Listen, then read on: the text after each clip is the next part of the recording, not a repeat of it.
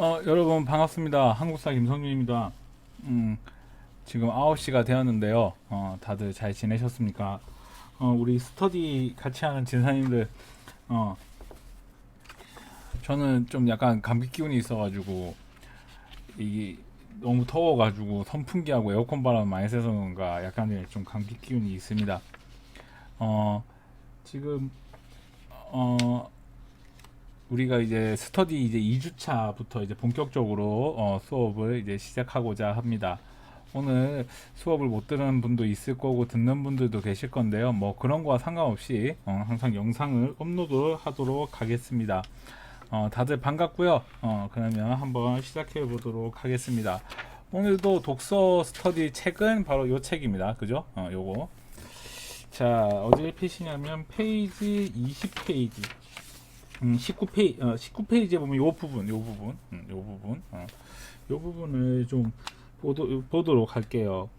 그래서 일단 좀 읽어볼게요. 끝까지 다 읽어보겠습니다. 근대사회란 모든 개인의 자유와 권리, 가급적이면서 더 많은 사람의 평등을 최대한 보장하려는 사회를 가리킨다. 형식적으로만 보면 근대적인 법이 존재했고 근대적 사회 경제 제도를 도입되었던 일제 강점기를 근대 사회라고 할 수 있다. 그러나 일제 강점기 동안 일본 제국의 존립, 식민지 지배 권력의 유지가 개인의 자유와 권리, 우리 민족의 생존보다 우선했다. 일제가 만든 각종 법과 제도는 근대적인 외피에도 불구하고 근대적으로 식민지 민중을 억압하고 착취하는 도구였다. 일제의 법치란 천황제 국가 권력이 모든 기본권에 우선한다는 집단주의의 구현에 지나지 않았다. 그런 의미에서 식민지 근대는 개인의 자유, 법률의 평등을 기반으로 한 것이었고 상당 부분은 전근대 또는 반근대에 지나지 않았다. 그 다음에 지나지 않았다. 더욱이 일제강점기에는 근대성이 균질하게 보급되지 않았다. 전체 인구의 8알이 이상이 거주하는 농촌에서는 여전히 반봉건 사회질서가 유지되고 있었고 일제는 이를 식민지 근대에 적극적으로 활용하려 했다. 뭐 이런 내용들이 적혀 있습니다. 그러면은 한번 좀 볼까요?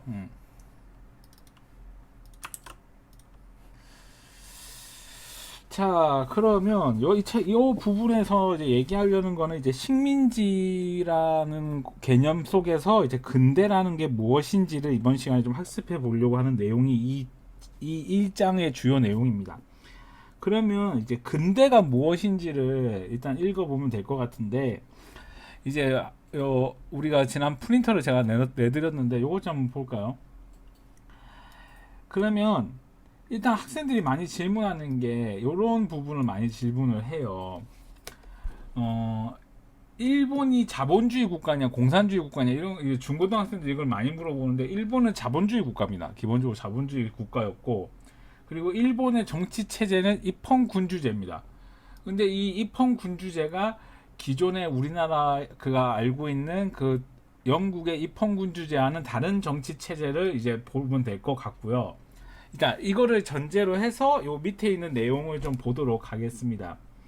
그래서 보면 이제 근데 이제 여기서 이제 우리가 질문하고 싶은 게 이게 있겠죠. 질문하고 싶은 부분이 바로 글씨체를 뭘로 바꿀까요?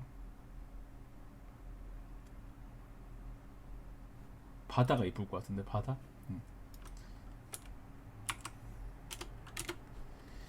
일단은 여기서 가장 얘기하는 게 이제 근대란 무엇인가를 이제 물어보는 부분이죠.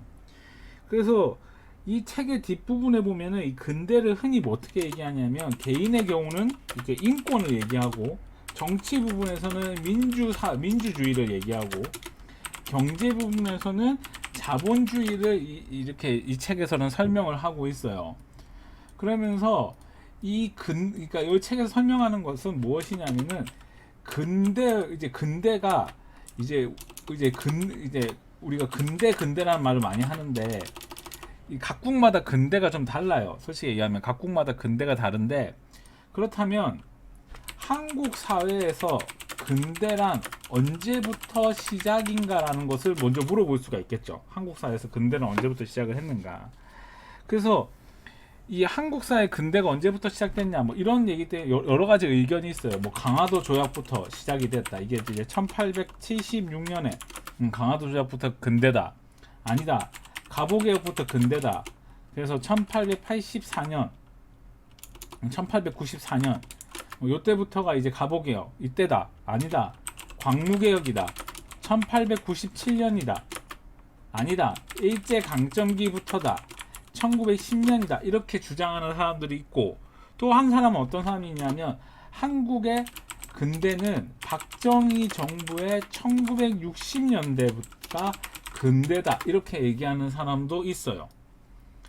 근데 이제 저는 어디를 이제 근데 이제 그러면 이 책에서 주장하는 거는 요건데, 요 세 개가 가장 결합돼 있는 시대가 어딘 것 같으세요, 여러분은?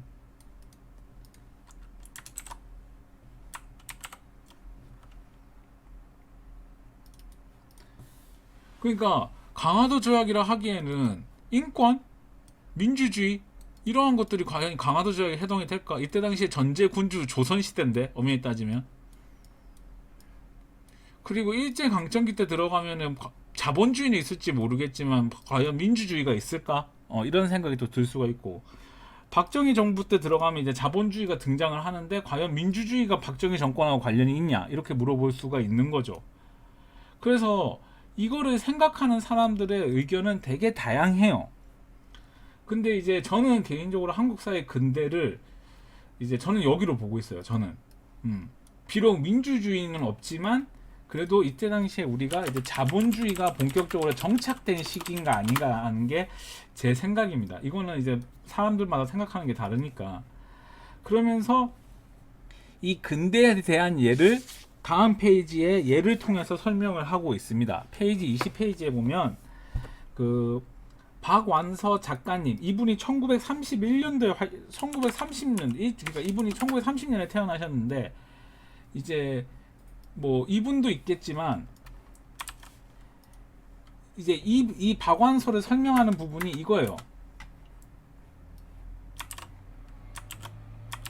바로 이 부분.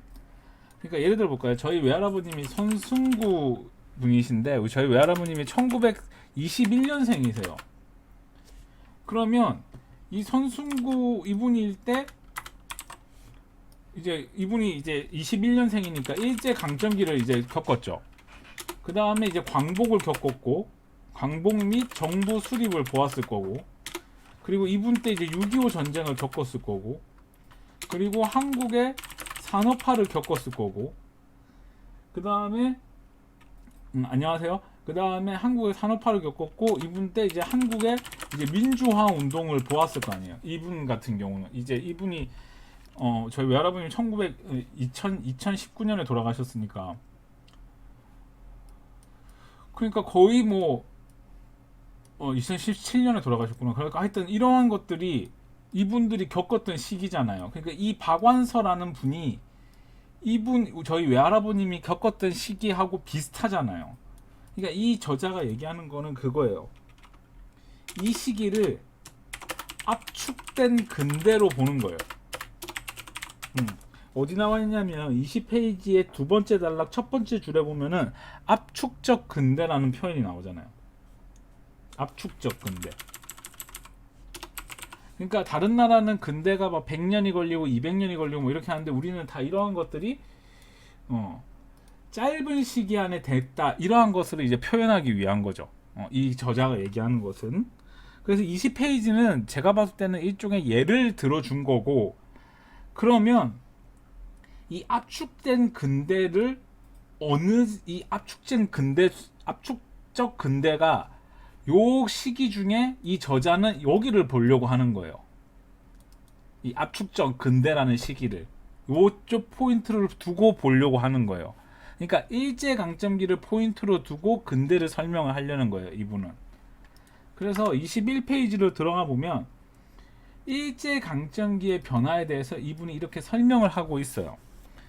그래서 이분이 어떻게 설명하냐고 있냐면, 정치적으로는 다른 나라의 식민지였고, 경제적으로는 자본주의였고, 이거 제가 하나 안 적었는데, 정치적으로는 민주공화제 사회라는 것을 이렇게 설명을 하고 있어요. 일제강점기의 변화 중에.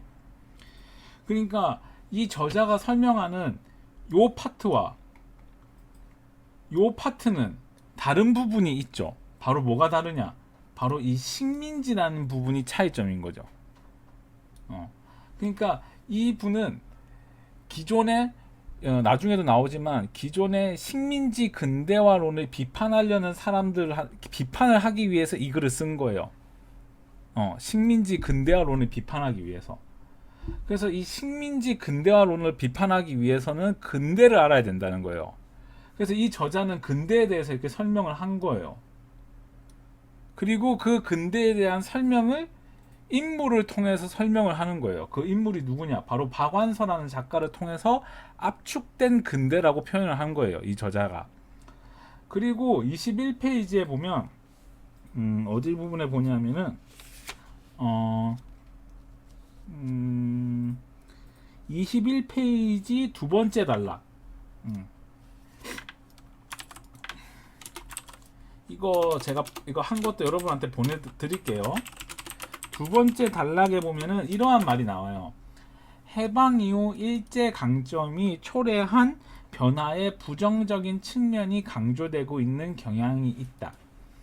해방 이후 일제 강점기의 역사의식의 가장 큰 과제는 타율성론과 정체성론을 핵심으로 하는 식민사관을 극복하는 것이다. 이렇게 돼 있는데, 이제 전공이 아닌 선생님들은 이제 식민사관이 뭐냐 이렇게 물어볼 수가 있는데, 식민사관이라는 거는 한 19세기에 도쿄 대학에서 연구가 시작되었어요.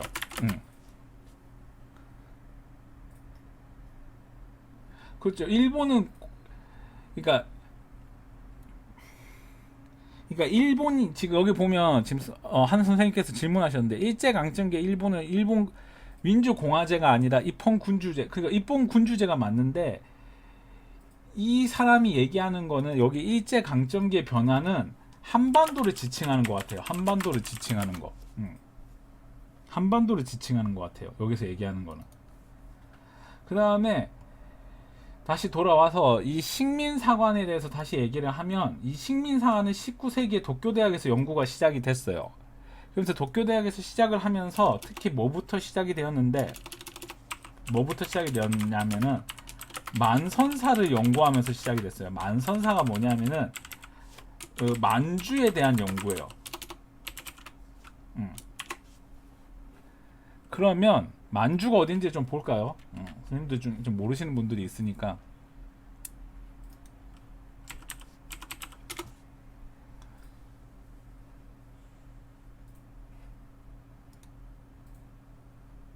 만주를 치니까 빵이 나오는데?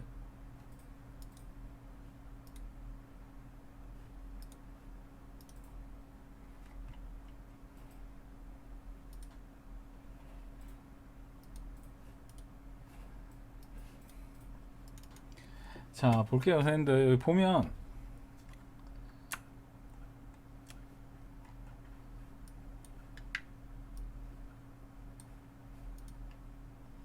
여기에 보면 요 일대가 만주예요. 요 일대가 만주고, 이쪽이 이제 이쪽이 이제 서간도, 이제 동간도, 북간도, 요 일대가 간도고, 요 위에가 만주인데, 이제 일본이 이 만주를 지배하기 위한 타당성을 부여하기 위해서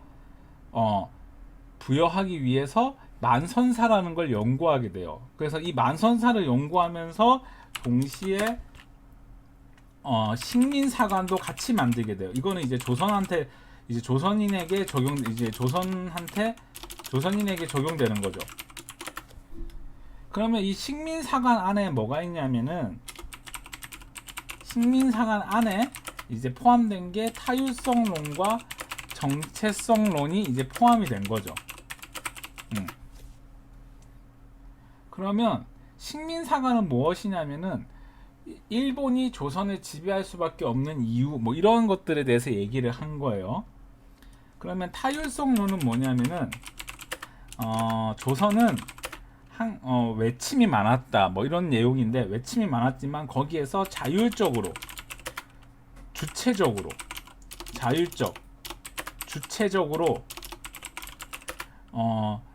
그 행동하지 않았다는 거예요. 간단히 얘기하면 항상 뭐 중국에게 아부하고 중국이 시킨 대로 하고, 뭔가 이 조선이라는 나라는 자율적으로 한 적이 없다, 그걸 주장하는 게 타율성론이고, 이제 정체성론은 여기서 제일 중요한 건데, 정체성론은 저는 동의하지 않지만 서양 사람들이 역사 이제 발전 단계를 얘기하는데, 고대, 중세, 그 다음에 뭐 근세가 있다고 하는데, 일단 넘어가서 근세는 넘어가고, 일단 근대 뭐 이런 식으로 이제 발전을 했는데, 조선이라는 나라는 이 고대라는 게 뭐가 있냐면, 우리가 흔히 아는 삼국시대를 거쳐서 고려를 거쳐서 그 다음에 우리는 조선 이렇게 가잖아요. 그러니까 고려와 조선을 중세로 보는 거예요. 그리고 근대를 이제 일제 강점기를 이제 근대로 보는 거예요. 일본 사람들이 주장하는 거예요. 그러니까 조선이라는 나라는 여기에 멈춰 있는데 식민지가 되면서 이쪽으로 넘어갔다는 거예요. 그게 이제 정체성론이에요. 그러니까 일본 사람들이 이걸 넘어가게 해줬다는 거예요. 근대로. 그럼 근대는 뭐냐? 이러한 걸 해줬다는 거죠. 이러한 것들을. 이걸 이제 일본이 주장하는 거예요. 근데 이 주장을 이제 계속하고 있었는데, 이제 여기서 보면 책에 이렇게 나오잖아요. 이거를 극복하는 것이 매우 중요했다, 이런 말이 나오잖아요. 극복하는 것을 목표로 했다. 이게 언제냐? 1950년대예요. 그래서 1950년대 일본이 미국의 지원을 받아 경제 성장을 하면서 학문적으로 발전하게 돼요. 이제 경제 성장을 받으면서. 그래서 발전을 하고 있었다. 일본에서는 한국사를 연구하는 단체들이 만들어지기 시작하자, 한국에서 기존의 이제 진단학회, 이게 1920년에 만들어진 학회예요. 그래서 우리나라에서 제일 오래된 학회예요, 이 학회가. 그리고 한국 역사학자들이 조직한 역사학회, 미군정의 돈을 받아서 만들어진 한국사학회가 이때 당시에 이제 등장하게 돼요. 그러니까 이러한 단체들이 만들어진 이유는 뭘 극복하기 위해서다? 식민사관을 극복하기 위해서다. 그래서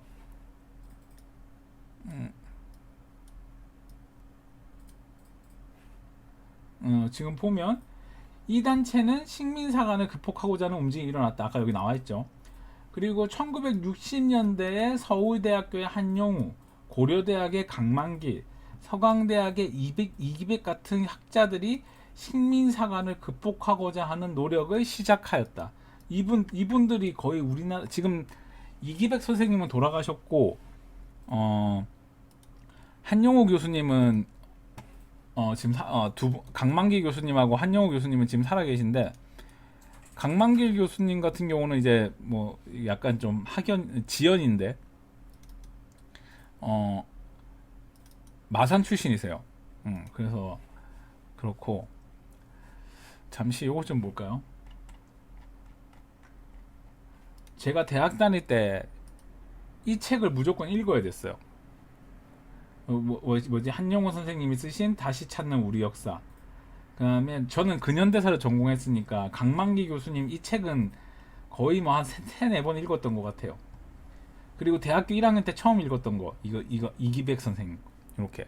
그래서 우리는 대학교 다닐 때 사학과에 다니면 이제 교수님들이 책을 읽으라 할 때 뭐 어떻게 읽으라 하냐면, 요거 1번, 2번, 3번 요렇게 읽으라고 이렇게 많이 얘기를 하셨었어요.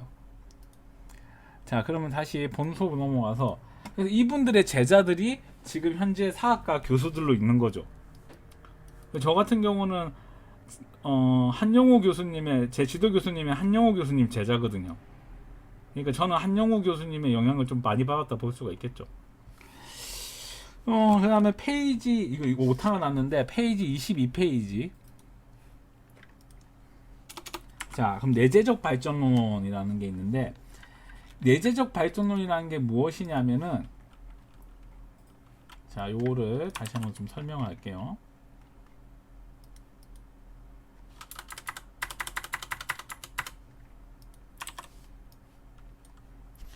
그 내재적 발전론이 이제 등장한 배경은 무엇이냐면은 바로 이 식민지 근대화론이에요. 그러니까 아까 얘기했던 정체성론이죠. 그러니까 간단히 얘기하면 아까 얘기했던 요거죠. 조선은 중세에 멈춰 있는데 그거를 일본이 넘겨줬다는 게 이 타율성론이죠. 그래서 이 근대화론인데 이 근대화론을 반박하는 게 식민지 수탈론, 그다음에 내재적 발전론, 이런 것들이 대표적으로 이 식민지 근대화론을 반박하는 내용들이죠. 그러니까 이 반박하는 내용들을 만드신 게 바로 요 교수님들이죠.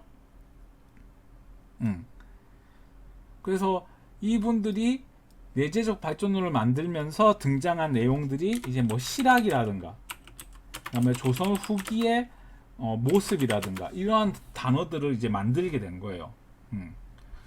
자, 그러면 자 볼게요. 내재적 발전론이란 한국이 일제 식민지로 병탄되기 전에 이미 자주적 근대화가 이루어져 있었다는 이론이에요. 그래서 식민지 수탈론과 함께 식민지 근대화론과 대조되는 이론이다. 아까 여기 설명했죠, 제가. 그래서 그 예들을 이렇게 딱 적어놨는데 제가 이걸 다 설명하면 너무 어려우니까 모내기법만 잠깐 설명해 볼게요.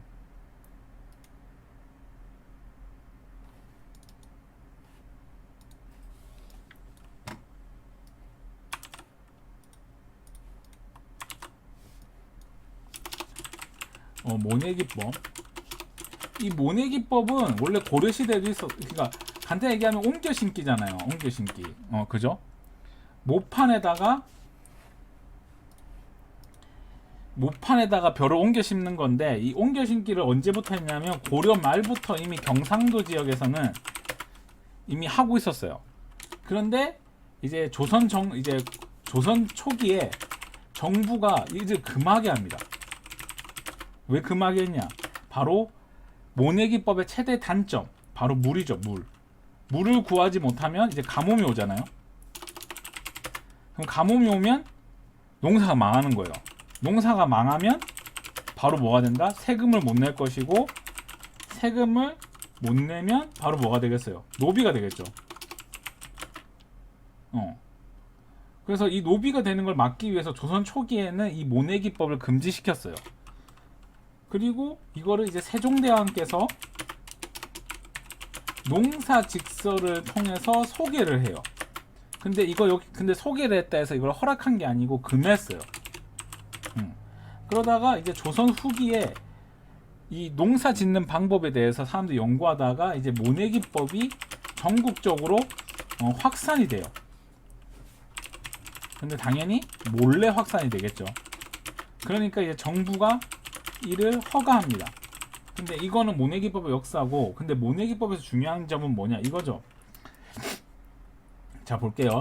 모내기법을 성공합니다. 그러면 나는 뭐가 되냐? 부자가 돼요. 부자 농민이 돼요. 그래서 이걸 뭐라고 하냐면 분홍이라 해요. 분홍. 그러면 부자 농민이 됐으니까 이 사람들은 땅을 막 사요. 그래서 땅을 많이 사가지고 뭘 하냐면 광작을 해요. 넓은 지역에 농사를 진단 말이에요. 약간 이게 기업형 농업을 이제 하게 돼요. 그러니까 이 사람들이 이제 돈이 많잖아요. 그러니까 돈이 많으니까 뭘 사겠어요? 양반을 돈을 주고 사는 거예요. 그걸 이제 공명첩하고 납속책이라고 하는데, 이걸 양반을 돈 주고 샀다는 걸 지칭합니다. 그래서 그렇게 되면 어떤 현상이 발생하냐? 양반의 수가 증가하게 되겠죠. 그럼 양반이 너무 많아지니까 신분제가 큰 의미가 없게 되죠. 그러면 이게 자동적으로 뭘로 이어진다? 신분제의 붕괴가 되고, 이게 바로 서양의 시민혁명과는 조금 뭘까? 신분제가 붕괴되니까 자동적으로 이제 능력에 따라 사람들이 이제 등장하게 되니까 이것도 자본주의의 요소도 있고 신분제의 붕괴도 있다. 이게 바로 우리 민족이 신분이 천천히 붕괴되고 있음을 보여주는 거예요. 이러한 것들이 이제 내재적 발전론 중에 하나인 거예요. 그래서 이러한 대표적인 예들이 이런 식으로 이제 그런 의미들을 포함하고 있는 거예요. 그래서 이제 두 번째 보면 여기 두 번째 단락에 그런 거라고 보면 될 것 같고, 두 번째 단락에 보면 몇 페이지? 22페이지 두 번째 단락에 보면 내재적 발전론에서는 일제강점기를 한국인에 의한 자율적인 문명화와 근대화가 좌절된 시기로 파악했다. 그러니까 우리 민족은 알아서 성장하고 있었는데 너희가 와서 막았다는 이런 내용이에요. 간단히 얘기하면. 그 다음에 몇째 줄이야? 하나, 둘, 셋, 넷, 다섯, 여섯, 일곱 배 보면은 조선 후기 이래 내재적으로 성장해온 근대화의 싹이 일본의 침략에 의해 짓밟히면서 어떻게 살아남아 일제에 대한 저항운동, 더 나아가 이 저항운동이라는 게 이제 우리가 흔히 얘기하는 이거죠.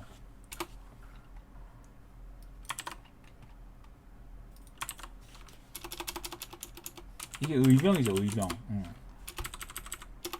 더 나아가 해방 후에 새로운 국가 건설로 이어졌는지를 밝히려는 내재적 발전론의 문제의식은 결국 식민사관의 정체성론과 타율성론을 불식시키려는 성과를 거두었다. 이렇게 돼 있는데 독립운동도 맞아요. 의병하고 독립운동도 거기에 해당하겠죠.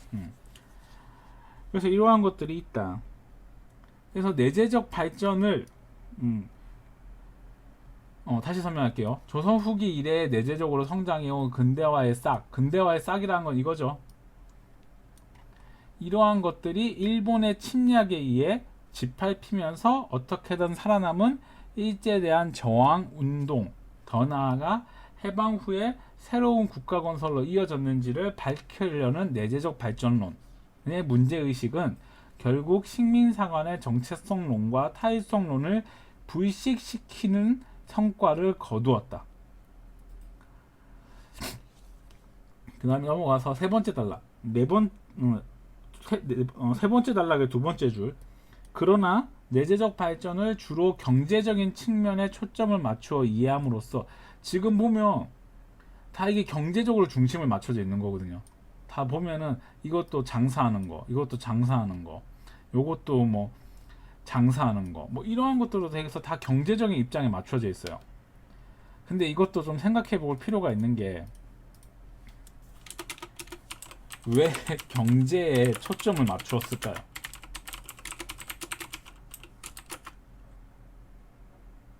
이걸 좀 생각해 볼 필요가 있는데, 일단 내재적 발전론이 등장한 시기를 언제로 보냐고 하면 조선 숙종 때로 봐요. 근데 이 조선시대의 숙종, 그 다음에 경종, 영조, 그 다음 누구지? 정조, 그 다음에 순조, 헌종, 철종, 이렇게 이게 철종, 그 다음에 이렇게 고종, 이 시기인데, 이 내재적 발전론이 있었던 시기가 여기까지인 거죠. 여기까지. 지금 우리나라에서 얘기하는 거는. 근데 여기까지는 어떻게든 해 나가는데, 여기까지는 이제 흔히 얘기하는 분당 정치죠. 근데 이게 분당 정치인데, 분당이라는 것은 서로의 생각을 다르기 때문에 당이 나누어졌다는 게 원래 분당인데, 숙종 때는 황국을 겪으면서 일당 전제화가 이제 일어나게 돼요. 그러니까 우리 당이 권력을 잡기 위해서는 저쪽 당을 공격해야 된다는 황국이 일어나고, 그 이후에 계속 싸우다가 이 순조 때부터 바로 그 유명한 그 측근들이 정치하는 세도 정치, 측근이라는 거 여기서 누굴 얘기하냐면 외척이 정치하는 세도 정치가 여기까지 이어지면서, 정치적으로 봤을 때는 우리가 성숙한 시기가 아니니까 이걸 얘기 안 하는 거예요. 그러니까 조선 후기의 정치사는 우리가 내세우기에는 부족한 정치사는 내재적 발전론에 포함시키기에는 부족함이 있죠. 그 다음에 그러면 학문적으로는 그러면 학문하고 문화 부분에 보면은 이때 당시 먼저 문화부터 볼게요. 문화 같은 경우는 이제 뭐 판소리라든가 탈춤이라든가 이런 걸 통해서 이제 민중 문화가 등장을 하지만 이런 거는 이제 근대화의 하나의 또 장점이라고 할 수 있고 우리가 내재적 발전을 하고 있었기 때문에 민중 문화가 등장한다 이러한 것들을 장점으로 얘기할 수 있지만 학문은 이때 당시에 실학이 있었거든요. 실학. 근데 이 실학을 이제 주장하신 분이 이제 뭐 민중문화, 서민문화 뭐 이렇게도 얘기를 하는데 이 실학이라는 거는 조금 억지 부분이 있어요. 그 대표적으로 이제 어떤 억지가 있냐면 우리가 그 다음 학기에 재미있는 한국 역사 이야기할 때도 제가 얘기할 건데 정략전 선생님이 쓰신 자산오보라는 책이 있어요. 얼마 전에 영화로도 나왔었죠.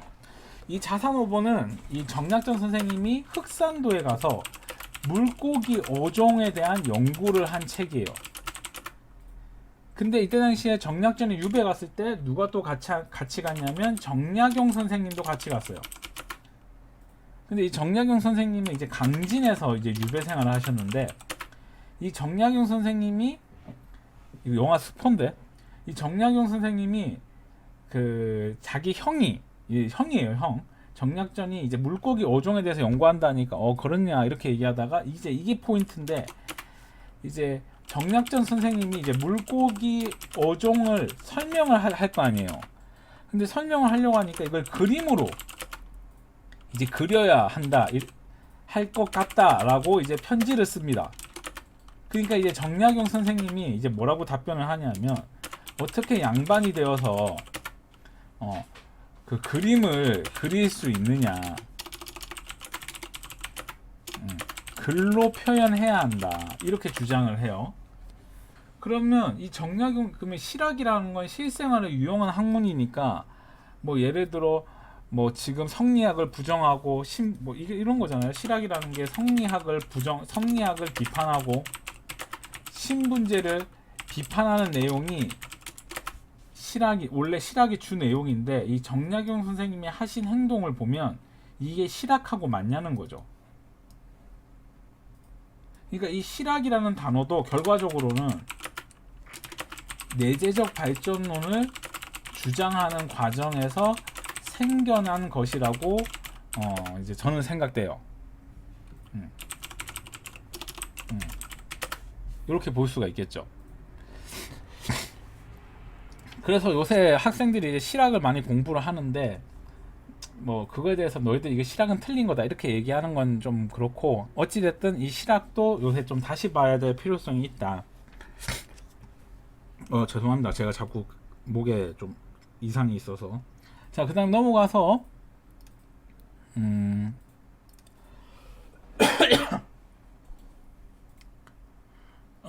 실사고시 포장도 없지 않아 있죠. 없지 않아 있습니다. 근데 저는 없지 않아 있다고 생각하는데 뭐 보는 사람에 따라 다르니까. 자, 그래서 그게 바로 요 23페이지에 나와 있는 첫째 줄. 한반도를 둘러싼 지정학적 요인과 국제교류의 영향에 대한 성찰이 소홀했던 것도 사실이다. 이러한 것들도 다 그렇다. 그러면 내재적 발전론은 1950년대 식민상한을 극복하기 위한 어쩔 수 없는 역사 흐름이라 저는 생각을 해요. 그러니까 우리나라가 이제 막 광복을 맞이했고 그 광복을 맞이한 상황에서 일제의 잔재들이 남아 있을 거 아니에요. 그 일제의 잔재를 어떻게 이제 학문적으로 극복할 것인가 그러한 것들의 내용을 계속 주장하게 된 거죠. 그러나 너무 뭐에 치우쳐져 있다? 경제에 치우쳐져 있다. 그래서 너무 긍정만 강조하는 부분이 있다. 그렇게 볼 수가 있겠고. 두 번째 단락. 그런데 1990년대 이후 한국 사회 안팎의 상황이 바뀜에 따라 일제강점기를 어떻게 인식할 것인가를 둘러싸고 새로운 문제인식이 제기되었다. 이게 우리나라만 그런 게 아니고 전 세계적으로 나타나는 현상인데 이게 뭐라고 하냐면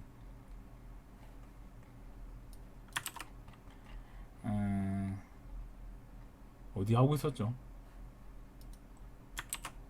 이게 이제 포스트 모더니즘이라 해가지고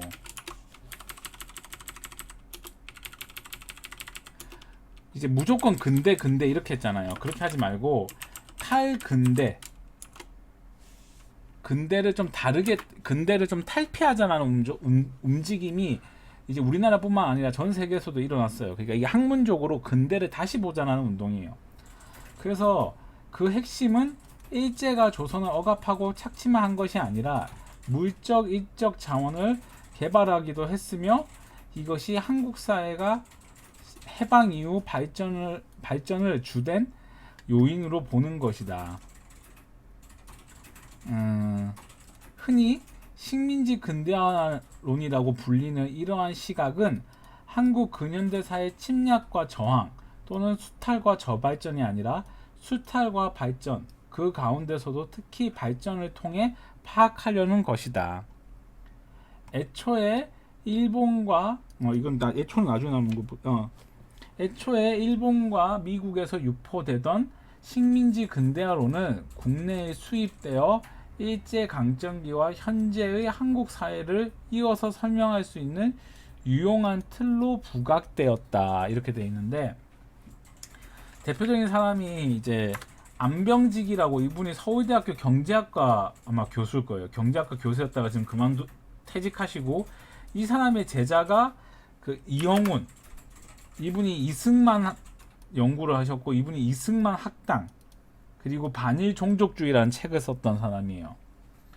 그래서 저도 개인적으로 이 책을 좋아하지는 않아요. 옹호하지는 않는데, 다만 이제 정치 얘기를 하면 그 조국이라는 분이 이 반일 종족주의를 쓰레기라고 이렇게 얘기를 하는 바람에 이 책을 읽어보지도 않고 쓰레기라고 얘기하는 부분이 상당히 많아졌어요. 그래서 저는 이번에 교육대학원에서 이 반일 종족주의 가지고 수업을 했었거든요. 그 교수님이. 그러니까 그 교수님이 반일 종족주의를 옹호해서 그 반일 종족주의를 수업한 게 아니고, 반일 종족주의를 욕하더라도 알고 욕을 해야 된다 해가지고 이 반일 종족주의를 수업을 하셨는데, 다 한 건 아니고 이제 일부분은 했는데, 이제 이런 거죠. 한반도의 근대화는 언제부터 시작이었냐, 이분들이 주장하는 거는 그거는 바로 일제강점기다. 그게 바로 철도라든가 뭐 이러한 것들을 일본이 놔줬고, 일본이 만든 근대 교육 정책을 통해서 이제 그러한 바탕이 이승만 때 만들어졌고, 그 이승만 때 만든 바탕이 박정희까지 이어지고, 그 박정희가 경제 성장을 이루게 됐다라고 주장하는 게 바로 이분들의 주장이에요. 그러면 박정희 정부의 경제 성장의 원동력은 어디에서 시작을 했냐? 바로 일제강점기라는 그 근대화의 토양에서 시작을 했다라고 얘기하는 게 이 사람들의 주장이에요. 근데 이거는 뭐 사람마다 생각하기 나름이지만 저는 이렇게 생각을 해요.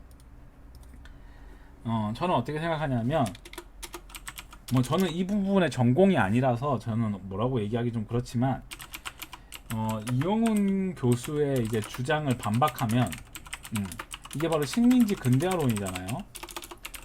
그러니까 이분들이 주장하는 건 이거예요. 다시 얘기하면 뭐 철도, 뭐 근대 시설, 그러니까 근대 시설들, 예를 들어 철도, 병원, 항만, 경찰, 법원, 이러한 근대 시설들은 일제 강점기를 통해서 이제 설치가 되면서 한반도에 영향을 주었다라는 게 이게 식민지 근대화론에서 주장하는 건데, 이제 저는 이걸 뭐라고 반박하냐면, 일제가 만든 근대 시설은, 저는 이렇게 얘기해요. 조선인들을 위한 시설은 아니었다.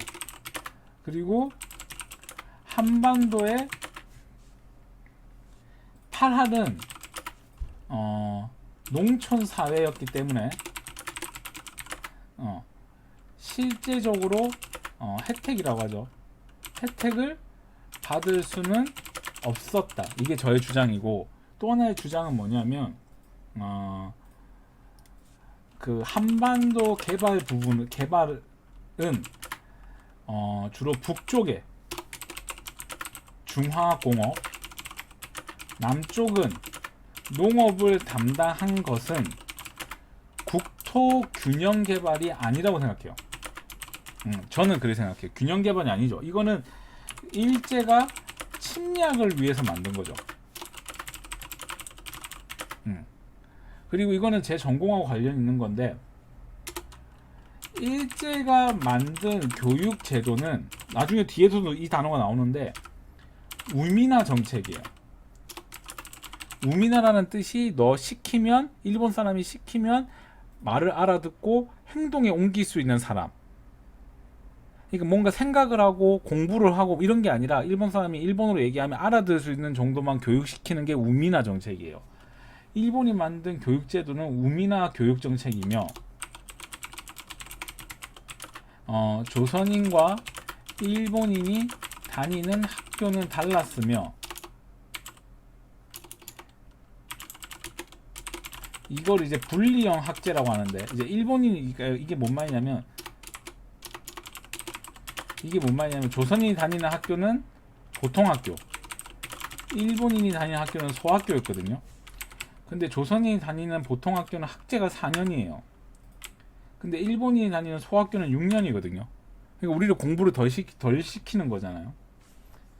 이러한 것들이 거기에 해당하고, 그 다음에 후에 1939년인가요? 등장하는 국민학교령. 이거 어떻게 바꿔야 되는지 제가 모르겠어요. 이 설정에 들어가서 바꾸라는데, 국민학교령은 전시 체제의 군인을 양성하기 위한 학교 정책이에요. 그러니까 결국은 우리를 가르치기 위한 교육 정책이 아니다. 그리고 여기서 또 추가로 일제의 근대 시설은, 저는 그렇게 생각해요. 6.25 전쟁 때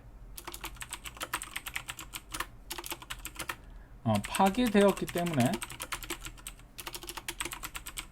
실제적으로 일제의 근대 시설로 박정희 정권의 경제 성장에 영향을 주었다는 것은 아닌 것 같다는 게 제 생각이에요. 그래서 저는 이제 이용훈 교수가 주장을 하면 저는 이제 이렇게 대답을 하죠. 그래서 이게 이제 제가 이제 주장하는 건데, 그래서 이 박정희 정권이 이제 실제적으로 맨바닥에서 저는 시작했다. 저는 이렇게 생각을 하고요. 그다음에 그다음 페이지 24페이지. 자, 그러면 식민지 근대화론의 첫 번째 줄, 식민지 근대화론의 근거는 주로 물질적, 경제적, 기술적 측면의 변화에 집중되고 있다. 단순화시키자면 경제 성장은 근대, 경제라는 요인 하나만 갖고 근대화나 발전을 이해하는 것은 일면적인 역사 인식에 지나지 않는다. 그래서 제가 이렇게 적어놨죠. 인문학에서 역사는 경제 수치 및 숫자로 파악되지 않는 부분이 있다. 그것은 역사라는 것은 인간의 삶이고 그 삶은 가치관에 따라 다르게 보일 수 있기 때문이다. 일제강점기 경제 수치가 좋아졌다 하여 조선인의 삶의 질이 향상되었다고 볼 수 있는가? 이게 제 생각이에요. 그렇게 볼 수는 없는 거죠. 그러니까 뭐 이런 거 아니겠어요? 뭐 지난번에도 얘기했지만 우리 집이 엄청난 부자지만 뭐 내가 학교 폭력 일으키고 뭐 엄마 아빠는 맨날 싸우고 뭐 이러한 것들 보면 이게 과연 행복한 거라고 얘기할 수는 없듯이, 일제강점기 때 우리가 경제 성장을 하고 막 기차를 타고 뭐 이렇게 좋아졌다 해서 그게 바로 조선인의 삶과 연결되는 것은 아니다라는 게 저의 생각입니다.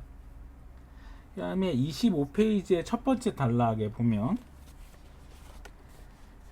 이른바 탈민족론, 식민지 근대성론, 근데 이게 선생님들 이 말을 모를 것 같아. 탈민족론이라는 게 뭐냐면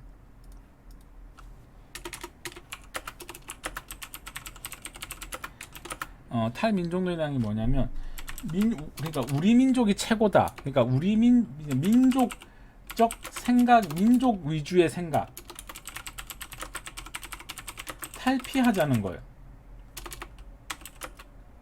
이게 탈민족론인데, 그러면 다시 넘어가서 식민지 근대성론은 모두 일제강점기를 민중의 좁은 틀에 사로잡혀 단순한 식민지로만 보는 것을 거부한다.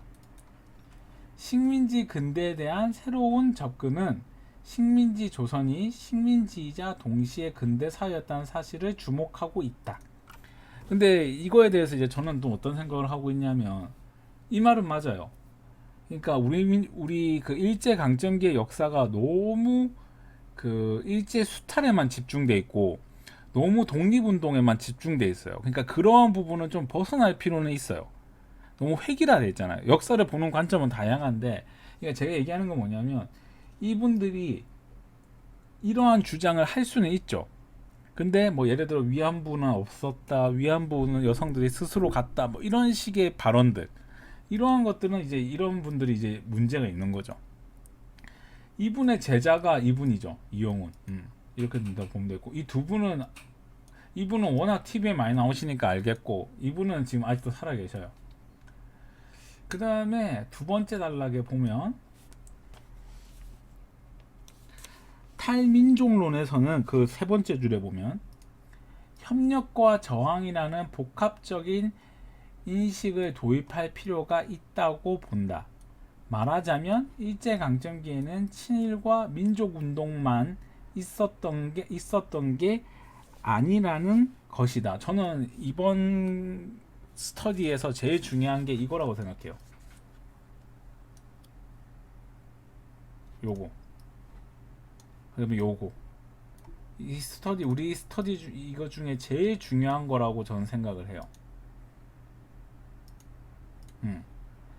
식민지 공공성이란 개인의 이해관계에 얽매인 사적 영역에 속하는 가족이나 시장과는 달리 공공의 이해관계가 걸려있는, 그러면서도 일제 완전히 포섭되지 않은 영역에서 사람들이 하나의 공동체나 사회를 만들기 위해 잠정적으로 합의한 가치를 가리킨다. 그래서 저는 개인적으로 일제강점기에 대다수의 사람들은 식민지 공공성에 포함된다고 생각을 해요. 그럼 예를 들어 볼까요? 제가 누구라고 얘기는 안 할게요. 제가 논문 쓸 때 조사한 건데, 그 마산에 성호 초등학교가 있는데, 이 학교가 대한제국 때 세워진 학교예요. 이 학교에 대해서 조사를 하다가 알게 됐는데, 이 학교에 부임한 선생님이 계셨어요. 그때 당시에 마산 성호 보통학교였어요. 근데 이 학교가 이제 마산에 그 지금의 용마고등학교인데, 마산 상업고등학교, 마산 상업학교, 여기에 이제 진학을 시키기, 여기 이제 그때 당시에 진학 시험이 있었어요. 중학교 진학 시험이 있었는데, 이 마산 성호 보통학교에서 마산 상업학교로 이제 진학하기 위해서 마산 성호 보통학교에 특별반이 있었어요. 그래갖고 이 담임 선생님이 여기에 이제 근무를 하신 거예요. 특별반에서 근무를 해서, 여기에서 근무를 해서 애들을 마산 상업 학교로 많이 진학을 시켰어요. 그러니까 이 학교가 이제 일본에서 어떻게 했냐면, 이 선생님을 마산 성호 이때 당시 학교 이름이 바뀌는데 일단 그건 빼고, 보통 학교에서 학교를 다른 데로 옮겨요. 그게 어디냐면은 지금의 경남대학교 앞에 있는데, 마산의 원령 보통학교로 이제 선생님을 이제 뭐라고 하지? 발령을 보낸 거예요. 이 학교로. 이 보통학교가 아니고 이때 당시 소학교. 여기가 이제 일본인이 다니는 학교거든요. 그러니까 이 선생님을, 애들을 잘 가르치니까 잘 가르치는 선생님을 일로 보낸 거예요. 그러면 이 선생님은 또 이 학교에 가가지고 일본인 학생들 또 잘 가르쳤다고 해요. 그러면 이분은 친일파냐고요, 내 얘기는. 이분이 친일파인가?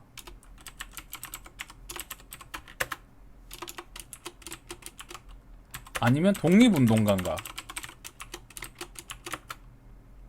이거를 이제 물어보는 거죠, 이 책에서는. 일제강점기를 이렇게만 본 거예요, 이때까지 연구하는 사람들이. 근데 이제 이거를 이렇게 보지 말고 식민지, 이 책에서 이렇게 얘기하잖아요. 식민지 공공성이다, 이렇게 보잖아요. 그러니까 예를 들어 이런 거예요. 제가 대학에 가서 이제 학생들한테 일제강점기 설명할 때 너는 일제강점기에 친일파가 됐겠냐 독립운동가가 됐겠냐 하면은 이제 학생들이 뭐라고 얘기하냐면 자기 성격을 보니까 독립운동가 안 했을 것 같아. 근데 친일파를 했다고 얘기하면은 왠지 욕먹을 것 같아. 그러니까 애들이 말을 안 해. 그러니까 그게 바로 뭐라고 표현을 못 하는 거죠. 그게 바로 이제 식민지 공공성인데, 이러한 연구 영역이 좀 부족하다라는 게 이 저자가 얘기하는 거예요. 여기 스터디 지금 6명이 듣고 계신데 6분들은 과연 어떠한 삶을 사셨을 것 같아요, 요 세 개 중에. 그러니까 저는 대다수가 이렇게 살았을 거예요, 일제강점기 때 대다수의 사람들이. 그러니까 이러한 부분에 좀 대한 연구가 필요하지 않냐라는 거예요. 자, 그 다음에 그러면 이러한 내용을 하고 26페이지의 첫 번째 단락에 보면 식민지 근대성론은 대중문화에 대해서 관심을 가지기 시작했다. 그게 어디 나와 있냐면 페이지 26페이지의 첫 번째 단락. 그래서 대중문화에 대한 연구가 거의 이루어지지 않았다가 이제 연구를 가지게 된 거죠. 그래서 대표적으로 신문, 잡지, 라디오, 백화점, 모던걸 이러한 것들. 그래서 제 아시는 분이 이제 일제강점기 백화점에 대해서 연구했는데 뭐 그런 거. 그다음에 일제강점기의 모던걸과 모던보이의 뭐 노래의 취향 뭐 이런 것들 연구하신 분들도 있고. 잠깐 쉬어가는 타임으로 요거 한번 물어볼까요? 이게 시계가 이렇게 있는데 일제강점기 때는 시계를 이렇게 찹니다. 일제강점기 때 시계를 이렇게 차요. 시계를 왜 이렇게 찰까요? 시계를 일제강점기 때 시계를 왜 이렇게 찰까? 시계를 원래 이렇게 차야 정상인데 일제강점기는 왜 거꾸로 찰까?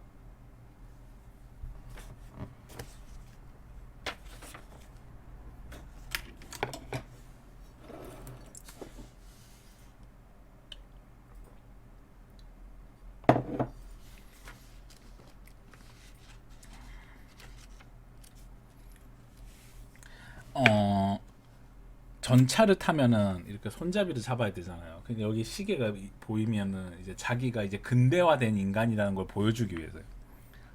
그러니까 이때 당시에 사람들이 뭘 또 관심을 가졌냐면은 이 모던걸과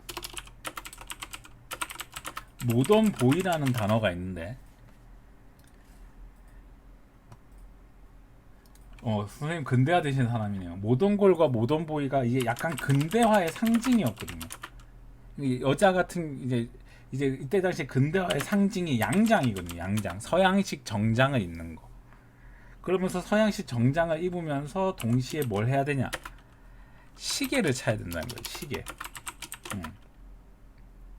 그래서 이러한 것들. 근데 이 모던걸과 모던보이들을 좀 알아야 될 게 뭐냐면 이 모던걸과 모던보이의 특징이 뭐냐면 이 사람들은 기본적으로 집이 부자잖아요. 그럼 이때 당시 부자들은 아무래도 친일적인 요소가 조금 있죠. 뭐 다라고 할 수는 없지만 그러니까 이 사람들은 태어났을 때 이미 나라가 일제강점기였던 거지. 저희 외할아버지 같은 경우도 태어나셨을 때 이미 일제강점기였던 거예요. 그러니까 이런 사람들을 연구하는 분야가 또 생겨났다는 거지. 이게 이제 일제강점기를 연구하는 다양한 가치관과 생각들이다. 그렇게 이제 보면 될 것 같고. 그래서 이건 제가 적은 건데 식민지 근대성론은 전 근대에 한반도에 없었던 부분에 대해서 집중하는 경향이 있다. 이 부분에 대해서 조금씩 벗어나고 있지만 아직은 멀었다고 생각한다. 그 이유는 역사를 눈에 보이는 부분으로 생각했기 때문이다. 그래서 이 식민지 근대성론은 이 지금 제가 적은 게 간단하게 보면 뭐냐, 그냥 경제론, 그러니까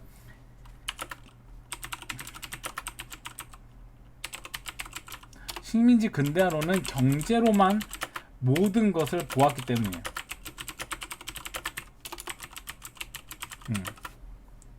이렇게 보시면 될 것 같아요. 자, 그 다음에 넘어가서 26페이지. 두 번째 단락.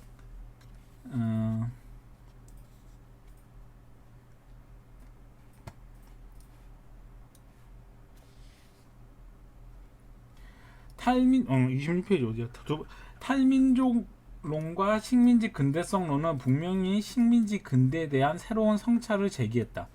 그런데 식민지 근대에서 상대적으로 근대를 중시할 경우 일제강점기의 현실로 존재했던, 저도 이거 되게, 이 글에서 되게 감동 깊게 읽었는데, 이거를 가해와 피해라는 사실이 역사 인식에서 완전히 사라질 위협이 있다. 저는 이거를 되게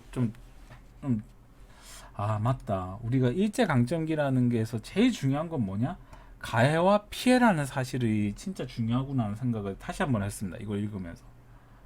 그래서 밑에 또 제 생각을 또 적었는데요. 역사 연구에는 다양한 생각이 필요하며 이를 들어주는 자세가 매우 중요하다고 생각한다. 그러니까 누가 얘기할 때 잘 들어주는 게 중요해요. 그래서 저는 개인적으로 누가 정치 얘기하면 일단 되도록이면 끝까지 들어주려고 하는데, 제 지도 교수님이, 저 박사 지도 교수님이 저한테 하신 말씀 중에 제일 와닿았던 거는, 역사 연구자는 사람들의 다양한 이야기를 많이 들어봐야 된다. 그걸 지도 교수님이 진짜 많이 얘기를 하셨어요. 그래서 지도 교수님이 항상 얘기하시는 게, 저한테 이번에도 얘기하셨는데, 강의할 때 학생들의 얘기를 먼저 끊지 말고 학생들 얘기를 일단 끝까지 들어줘라, 막 그런 얘기를 많이 하시는데, 역사 연구도 마찬가지예요. 누가 얘기를 하면 일단 끝까지 들어주는 게 중요하다. 다시 수업으로 넘어와서, 그러나 일제강점기에서 제일 중요한 부분은 우리 민족이 전 세계에서 유례없는 강압적이고 폭력적인 식민 통치를 받았다는 것이다. 이게 제일 중요하죠. 자, 27페이지 첫 번째 단락. 실제로 일제강점기의 식민 근대는 과연 어떠한 것이었을까? 일제는 식민 지배라는 목적을 위해 조선의 근대를 이식하려고 했다. 그 과정에서 봉건과 전통이라는 요소를 적극적으로 활용했다. 자, 그럼 두 번째 단락에 보면, 이거는 제가 그 역사 용어를 풀이한 건데요. 거기 보면 농촌진흥운동이라고 있죠. 농촌진흥운동. 이거 찾으셨습니까? 요거에 대해서 좀 간략하게 좀 설명을 할게요. 자, 볼게요. 1차 세계대전이라고 한번 들어보셨을 거예요. 1차 세계대전. 들어보셨죠? 유럽에서 일어난 전쟁이잖아요.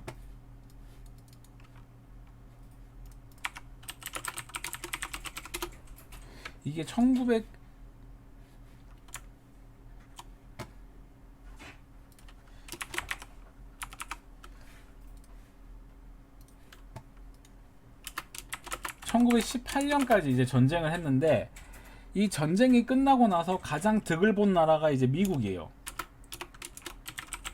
그래서 엄청나게 이제 미국이 경제 성장을 했는데, 이때 당시에 재밌는 게, 이제 미국에서 이때 당시 개발된 게 신용카드가 이때 개발이 돼요. 우리를 끝까지 괴롭히는 거죠. 신용카드가 등장하면서 미국의 이제 소비 경제가 확대돼요. 왜 신용카드가 만들어지면 소비 경제가 확대될까요? 바로 할부죠, 할부. 그러면서 할부가 되면서 소비 경제가 확대되다가, 이제 전쟁이 끝나고 나서 미국 경제가 이제 무너지게 됩니다. 왜냐면 미국의 수출이 유럽이었는데, 유럽에서 이제 수출을 안 받아주거든요. 그러면서 이제 경제 공황이 오게 됩니다.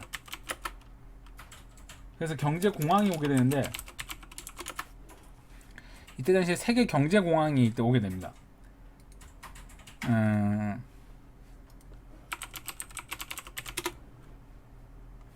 그래서 이걸 다른 말로 뭐라고 하냐면 대공황이라고 하는데, 이 경제 공황이 오면서 이제 당시에 이제 미국에게 이제 돈을 빌렸던 나라들, 미국에게 돈을 빌린 나라들, 대표적으로 이제 독일, 일본 이런 나라들이 이제 경제가 망하게 됩니다. 그러니까 이제 일본의 경제가 이제 위험에 처하자 일본의 경제 위기가 옵니다. 일본의 경제 위기는 곧 한반도 경제 위기가 오는 거죠. 그래서 이 한반도 경제 위기가 오자 이 한반도 경제 위기가 곧 농민 경제의 붕괴로 이어지니까 이 농민 경제의 붕괴를 막기 위해서 실시한 게 바로 여기에 있는 농촌진흥운동이에요. 그러면 농촌진흥운동을 설명하고 질문에 대해서 답변할게요. 세계 경제공항이 확대가 되면서 일제 경제가 붕괴되자 그 여파가 한반도에 미치게 되었다. 그 결과 한반도의 다수를 차지하고 있던 농민들이 몰락하고 있었다. 그래서 농민이 몰락해서 막 쿠데타 반란 일으키면 안 되니까 조선 총독부는 농촌 경제에 따른 소작농 및 농민의 사회 불안을 억제와 소작농, 농민들의 불만, 각종 소작쟁이 운동. 소작쟁이가 뭐냐면 소작료 인하 운동이에요. 이때 당시 소작료가 얼마였냐? 수확량의 80%를 바치는 거였는데 이걸 이제 60%로 떨어뜨린 게 이제 소작쟁이 운동이에요. 그래서 활성화를 통제하는 한편 본격적인 중국 대륙 침략을 앞두고 황국 신민화 뭐 이러한 것들 전개했는데 이게 뭔 말이냐면 간단히 얘기하면 이런 거예요. 농촌 경제가 망하니까 이 농촌 경제가 망하면 농민들이 쿠데타를 일으키니까 이 농민들을 좀 다독거리고 그리고 감시하기 위해서 만든 게 농촌진흥운동이라고 보시면 될 것 같아요. 그래서 그러한 내용이 여기 나와 있죠. 그리고 여기에서 농촌진흥운동에서 가장 강조하는 게 장류유서, 상하유별 이런 걸 얘기하잖아요. 이런 게 뭐냐면 다 이게 전통적인 유교잖아요. 유교. 그러니까 유교를 너무 강조하는 거는 근대 사회와 맞지 않거든요. 그러니까 결과적으로 일본도 근대를 얘기했지만 필요할 때는 전통적인 사회를 추구했다. 뭐 이렇게 보시면 될 것 같아요. 26페이지 잠시 질문 좀 볼게요. 26페이지까지는 근대를 이해하고 우리 역사의 흐름을 말하는 것이고 27페이지부터는 일제는 식민지 조선을 어떠한 태도로 경영했는가를 그렇게 보면 될 것 같아요. 그리고 이 책에 오타가 있었어요. 27페이지에 그 일본어를 잘못 읽으신 것 같아요. 도미나가 후미 이치라고 읽는데 이거 이치라고 읽으면 안 되고 카츠라고 읽어야 돼요. 카츠. 이치가 아니고 이걸 카츠라고 읽어야 돼요. 카츠. 여기 어치라고 이치.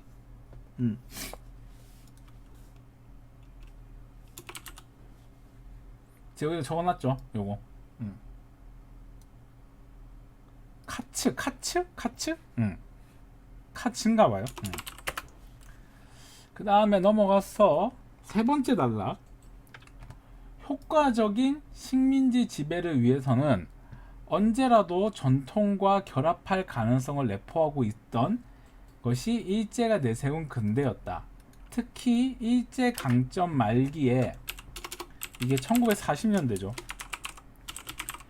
천황제 이데올로기를 내세운 사족의 연장으로서 국가의 가장 곧 천황에 대한 맹목적인 충효의 윤리는 근대와는 전혀 어울리지 않는 것이었다. 이게 뭔 말이냐면은 지금 보면 일본은 천황을 모시잖아요.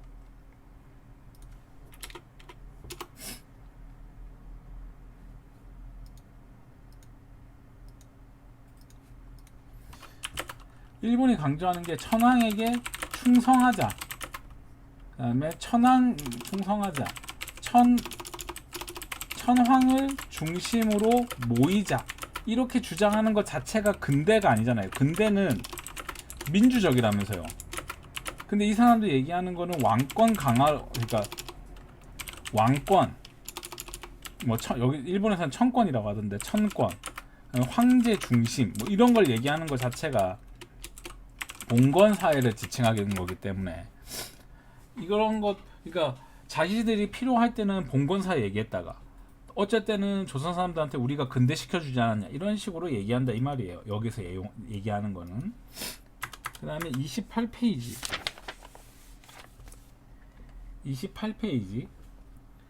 28페이지에 보면은 세 번째 단락에 보면은 근대 사회로 이행하는 것을 추진하는 주체 세력이 필수적이다. 근대 사회 이행에는 그것을 추진하는 세력이 형성이 필수적이다. 이게 뭐냐면 서양에서 이걸 시민이라고 하죠. 시민. 밑에도 시민이라고 나오죠. 그래서 우리가 이러한 것을 형성하고 있었는데 이게 좌절됐다는 얘기예요. 그리고 29페이지 그냥 쭉 읽어볼게요. 첫 번째 단락.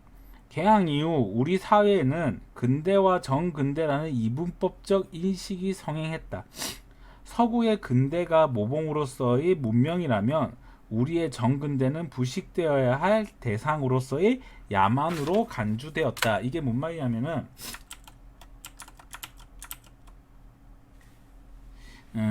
일단 읽고 설명할게요. 그런데 일제의 강점이 가시화되는 상황에서 근대는 대부분 일본을 매개로 수용된 것이었다.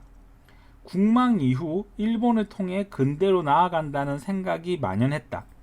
그러나 일본의 근대가 사실상 정근대이거나 반근대적인 것이라는 사실에 대한 자각은 거의 이루어지지 않았다. 이렇게 돼 있고, 제가 녹두꽃의 주인공 백이연이라고 돼 있는데 혹시 이 드라마 보셨습니까? 녹두꽃. 제가 학생들한테 꼭 보라고 추천하는 사극인데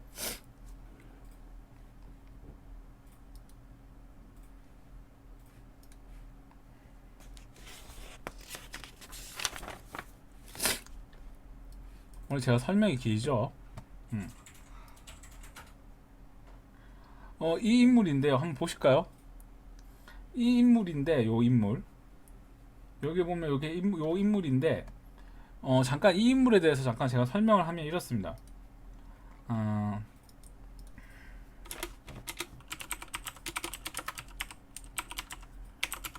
이 인물은 어떤 인물이냐면 아버지가 향리예요. 향리. 그러니까 이방인데 아버지가 백성들을 수탈해가지고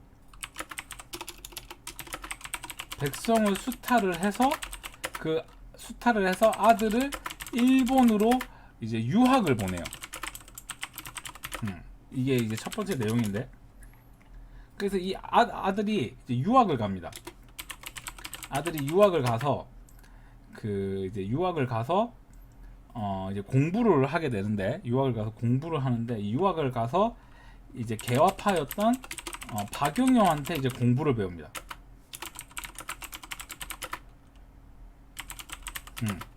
그래서 얘네들은 이제 친일 세력으로 성장하게 되는, 이 아들도 친일이 되는 거예요. 여기서 친일이라는 건 뭐냐면 일본을 배우는 친일이에요. 그래서 이 백이연이라는 인물이 어떻게 생각을 하냐면, 동양에서 근대화가 된 국가는 일본밖에 없다. 그래서 일본을 배워야 한다. 이런 식으로 이제 얘기를 하는 거예요. 그러면서 얘가 뭐라고 얘기하냐면, 대사 중에 조선은 전근대가 된 국가고 일본은 근대 국가이며 근대 국가다. 뭐 이런 식으로 이렇게 주장을 해요. 그래서 얘가 돌아와서 이제 본격적으로 이제 일본을 도와주면 일본이 우리처럼, 그러니까 얘가 어떻게 하냐면 일본을 도와주면 일본이 조선을 근대화 시켜 줄 것이다. 이렇게 생각을 해요. 근데 이게 이제 결국은 매국하는 행위가 된 거죠. 근데 제가 이 사람을 왜 주목해서 길게 얘기하냐면, 실제로 근대사에서 이렇게 행동했던 인물들이 엄청 많아요. 그러니까 자기는 일본을 본받고 일본처럼 행동을 하고 일본을 이렇게 따라하게 되면 결국 우리나라는 근대화가 될 것이다, 이렇게 생각을 했지만 현실적으로 이게 매국 형태가 되는 이런 인물들이 상당히 많아요. 그래서 무조건 우리나라 근대는 일본을 따라가야 된다, 이렇게 주장했던 인물들에 대해서 얘기를 하는 거예요. 다음에 세 번째 단락을 보면 세 번째 단락에 이제 근대화의 주체로서 시민계급의 형성이란 제국주의의 식민 지배 아래에서는 불가능한 일이었음을 역사가 보여준다. 특히 일제의 식민 지배는 인간의 보편적인 권리, 이 보편적인 권리라는 게 뭐냐면 바로 인간 존중이에요.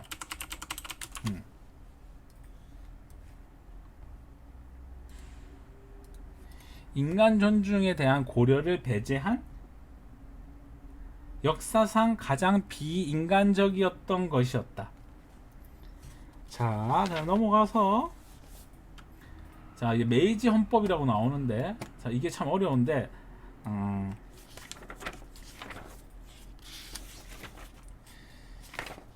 잠깐만 좀 끊을까요? 여기서 좀 끊어야 될 것 같아요. 메이지 헌법이 좀 길기 때문에 이 메이지 헌법만 설명하고도 오늘 마칠 것 같은데, 잠시만 좀 끊었다 가도록 하겠습니다. 한 5분만 쉬었다 갈게요. 할게요.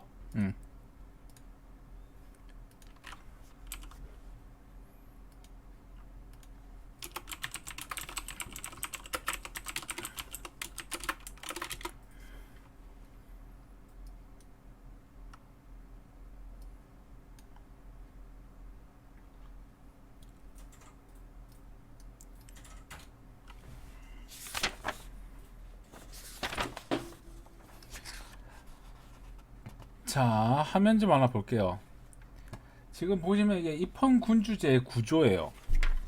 그래서 보면 그 일본의 입헌군주제는 그 영국을 모방한 것이라고 좀 볼 수가 있는데요.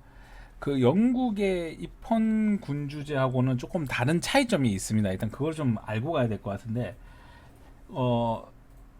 영국의 입헌군주제는 이런 식으로 되어 있어요. 영국의 입헌군주제는 영국에는 이제 왕이 군림을 하고 있는데 권력이 없고, 이 수상, 이 수상이라는 사람이 국회의장이죠. 이 국회가 이제 국민이 선출하고, 이 국민이 선출한 국회의원들 중에 이제 수상이 이렇게 임명이 되는데, 이 수상이 이제 권력을 가지고 있는 게 입헌군주제예요.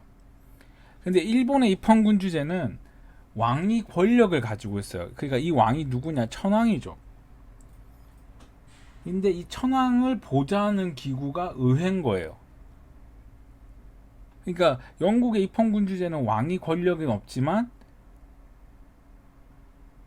그러니까 영국의 입헌군주제는 왕이 권력이 없고, 일본의 입헌군주제는 왕이 권력을 가지고 있는 형태고 의회가 도와주는 형태라고 보면 될 것 같아요. 그래서 처음에 메이지 유신이 실시가 될 때 일본의 이제 몇몇 시민단체들이 일본의 이제 시민단체들이 이때 당시에 그 입헌군주제는 서양과 다르다 해가지고 막 시위하고 그랬다고 해요. 저도 이거는 뭐 일본사 전공하신 분한테 들은 거라서. 근데 그때 당시에 이렇게 시위를 하고 이렇게 하니까 이거를 막 탄압했다고 하더라고요. 그래서 그 일본의 메이지 헌법은 서양의 입헌군주제와는 차이가 있다. 이렇게 보시면 될 것 같아요. 뭐 그런 걸 얘기를 했고,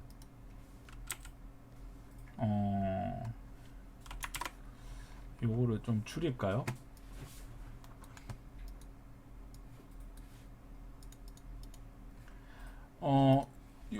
이게 천황의 명이에요.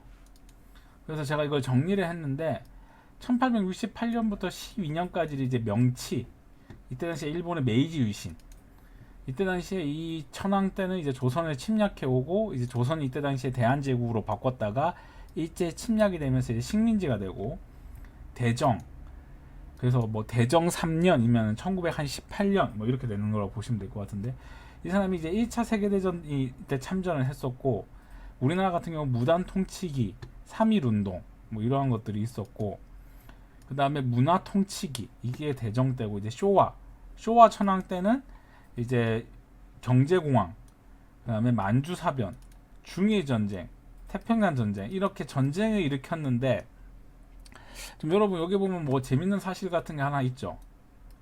뭐가 있냐? 바로 이 쇼와라는 사람이 재밌죠. 왜 재밌냐? 이 사람이 89년도까지 사시잖아요. 근데 지금 보면 이 천황 때 전쟁이 일어났잖아요.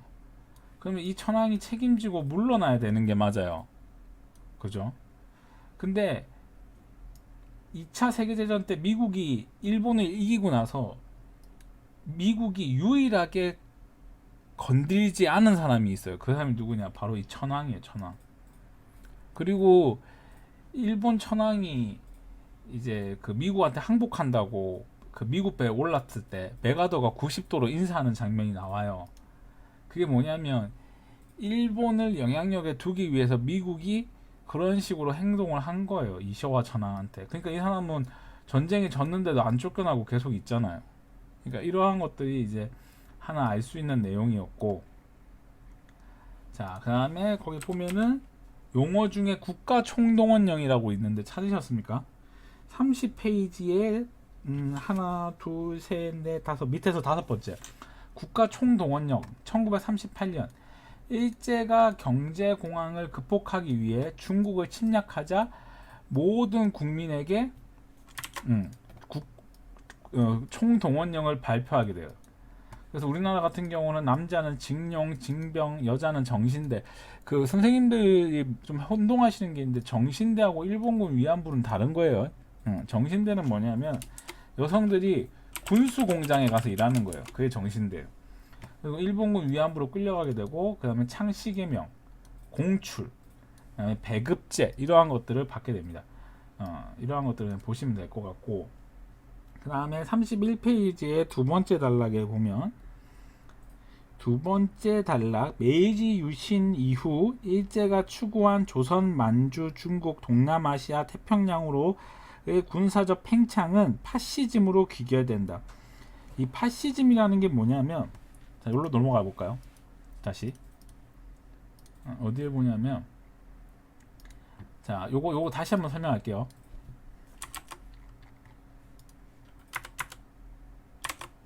자, 지금 세계 경제 공황이잖아요. 그럼 경제 공황을 극복해야 될 거 아니에요. 경제 공황을 극복해야 될 거 아니에요. 그래서 경제 공황을 어떻게 극복하냐면 미국은 뉴딜 정책을 써요. 뉴딜 정책.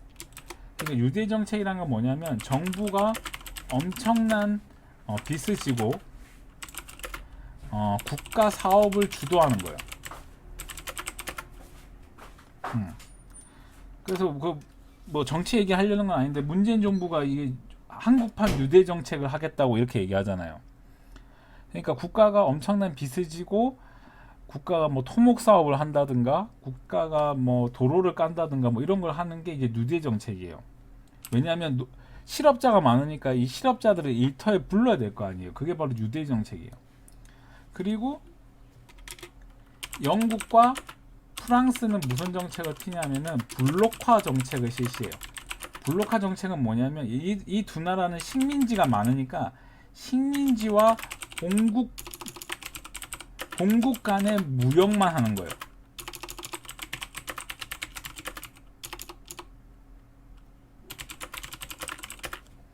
그러면 자 봅시다. 이 두 나라의 특징들 볼게요. 미국은 영토가 크고 이때 당시에 뭐 미국의 인구가 그렇게 많은 게 아니었으니까 정부가 엄청난 빚을 지고 이렇게 사업을 해도 개발할 수 있는 땅이 많으니까 이게 가능해요. 뉴딜 정책은. 근데 영국과 프랑스는 식민지가 많으니까 식민지에 있는 애들끼리만 무역만 하면 어떻게 되겠어요? 다른 나라에서 수입을 안 해와도 되니까 자국 간에 돈이 생기겠죠. 그러면 이제 여기서 질문하고 싶은 거. 자국의 영토가 작아. 그 다음에 식민지도 없어. 그럼 어떻게 하냐? 침략을 해서 뺏는 거예요. 침략을. 이걸 뭐라고 하냐면 약탈 경제라고 하죠. 그럼 약탈 경제를 하려면 강력한 군대가 필요하겠죠. 그래서 이제 등장하는 게 독일의 히틀러라는 사람이 나치즘이라는 걸 해가지고 이제 2차 세계대전을 일으키게 되는 거죠. 그리고 생각이 안 나네. 이탈리아는 무솔리니라는 사람이 파시즘. 이 사람도 이제 히틀러하고 손잡고 2차 세계대전 일으키죠. 그 다음에 일본은 1930년대부터 이제 젊은 군인들이 이제 집권을 하기 시작하는데 이 사람도 이제 구구가 되면서 이제 집권을 하기 시작하면서 이 사람들이 구구가 되면서 이제 군국주의. 그래서 이 사람들이 이제 만주 사변을 일으키게 되죠. 1931년에. 그 다음에 중일 전쟁. 이때가 1938년. 그 다음에 태평양 전쟁. 이거 선생님들 필기하지 마세요. 제가 보내드릴게요. 1941년. 이런 식으로 태평양 전쟁이 일어나게 되는 거죠. 그러니까 이 나라들의 특징은 자기 나라의 경제 위기를 다른 나라에서 뺏어오는 거라고 보시면 돼요. 그래서 우리나라가 이제 여기에 식민지로 있으니까 이제 우리나라도 이제 속된 말로 딸려가게 되는 거죠.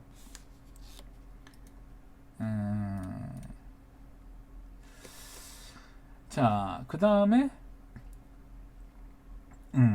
자, 두 번째 단락. 어디 33페이지의 두 번째 단락. 나머지는 그러니까 이 31페이지, 32페이지, 33페이지 중간까지는 무슨 내용이냐면 이거에 대한 내용이에요. 요거. 이때 당시 우리나라 사람들은 이러한 상황이 겪고 있었기 때문에 창씨 개명도 하고 뭐 끌려가기도 하고 그런 내용들이 적혀 있고, 그 다음에 두 번째 단락에 보면은 식민지 근대를 이해할 때 중요한 또 하나의 사실은 일제강점기 조선은 결코 근대성이 균질하게 보급된 사회가 아니었다. 아까도 제가 말씀을 드렸죠. 그렇게 하면서 이 내용은 끝이 납니다. 그래서 1장에서의 주요 내용은 근대라는 건 무엇이냐, 그리고 이 근대 속에 등장한 우리 한국 사회에서 등장한 식민지 근대화론은 무엇이냐. 그래서 나는 식민지 근대화론을 이렇게 반대를 한다. 그래서 우리는 식민지 근대화론을 다시 봐야 된다. 단 일제강점기의 다양한 영역에 대해서 등장하게 된 부분은 좋게 봐야 될 부분이 있다.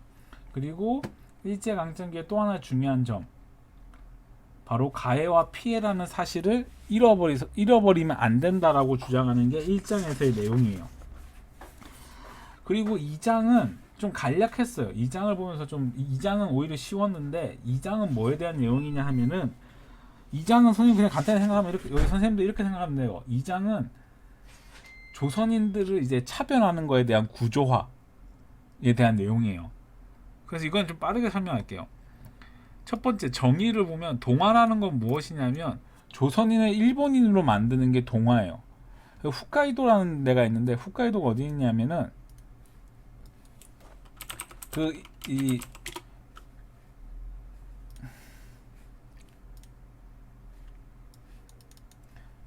일본 지도를 보면 여기 요 부분 있죠. 요 부분.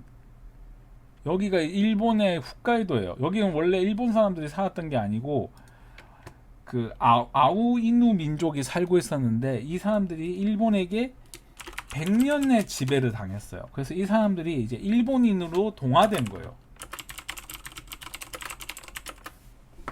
그래서 내가 얼마 전에 지난번에 재밌는 논문을 봤는데, 선생님들 혹시 이 영화 보셨어요?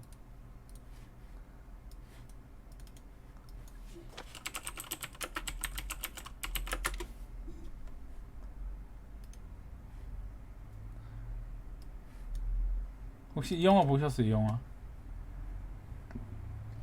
혹시 이거 보신 분들 계신가? 2009년 로스트 메모리즈.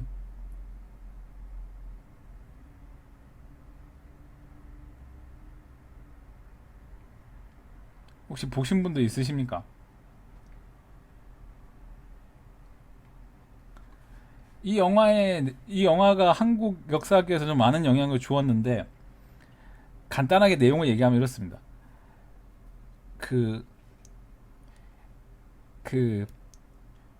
이토 히로부미가 이제 암살이 안 된 거죠. 미래에서 온 사람이 안중근 선생님을 암살하면서 그 미래에서 온 사람이 일본이 이 전쟁에 망할 것이라는 걸 다 얘기해주고, 이제 일본이 2차 세계대전에서 패한 국가가 아니라 승전 국가가 되는 그러한 내용이 담고 있는 내용이 이 영화입니다. 그래서 여기서 보면 한국인이 일본인으로 동화된 거죠. 그럼 한 가지, 이거 얼마 전에 재밌는 논문을 봤는데, 여러분이 봤을 때는 그냥 우리끼리 하는 말로, 일제강점 우리가 일본한테 몇 년 지배 당하면 동화될까요? 몇 년. 근데 이건 뭐 생각하기 나름이라서 답이 없는데 몇 년 지배받으면 동화가 될까요?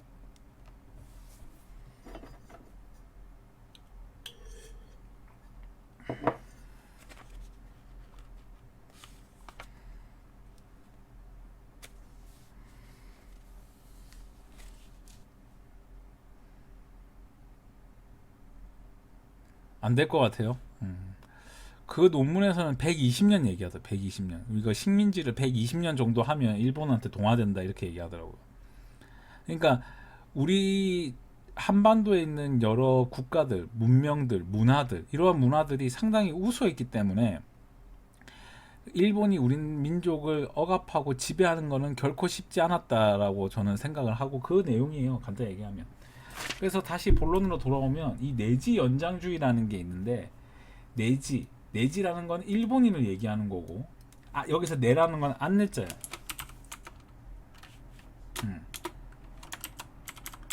그리고 우리를 외부인으로 취급하는 거예요.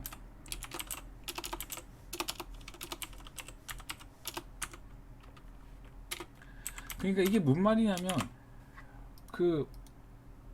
우리 한반도에 우리나라 사람이 살고 있잖아요. 근데 우리나라 사람들이 살고 있고 일본인이 왔으면 일본인이 외지인인데 오히려 이걸 반대로 얘기하는 거예요.